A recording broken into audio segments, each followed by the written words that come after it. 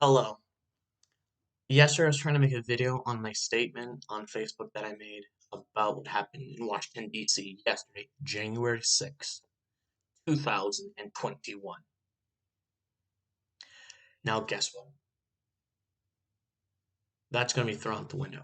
I was just on Instagram, and a member of the Church of Jesus Christ of Latter-day Saints had the audacity, and I mean audacity, to put on her story, you know, do we live in North Korea? We're free. Speech is free because in response to an article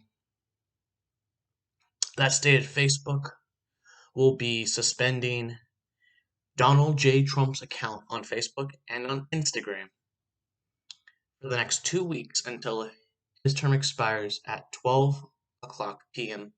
Eastern Standard Time on January 20th, when President-elect Joseph R. Biden Jr.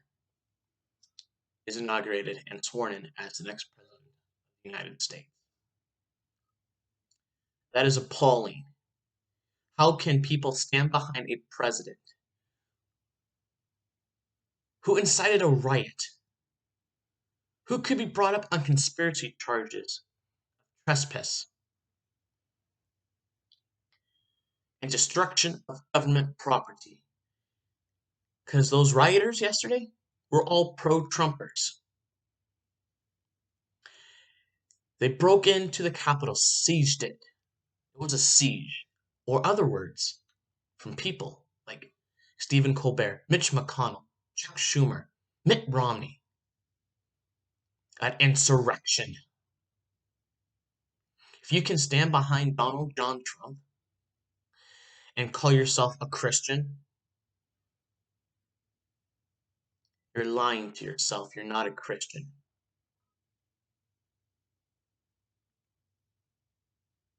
You are a piece of human garbage.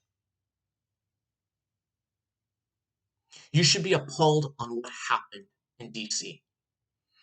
You should tell yourself, am I backing the right horse? Because right now, you're going to dig yourself a grave.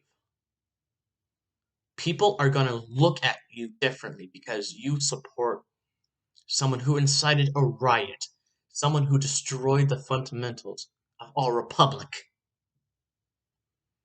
We're not a democracy, we're a constitutional republic because in the Pledge of Allegiance, when you stand and place your right hand over your heart, pledge allegiance to the flag of the United States of America and to the republic for which it stands, one nation, under God, indivisible, with liberty and justice for all.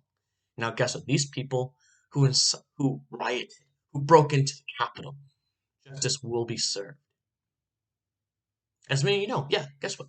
I was in jail for 2 months from December 2019 to February 2020 on some pretty trumped up charges in most people's eyes.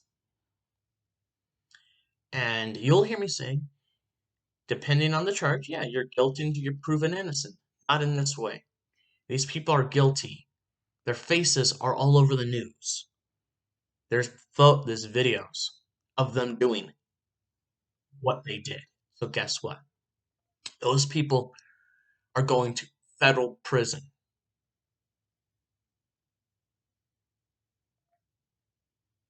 In the Old Testament, if I'm correct, in the book of Isaiah, it states about people who come near to Christ with their mouths, but the hearts are far from him.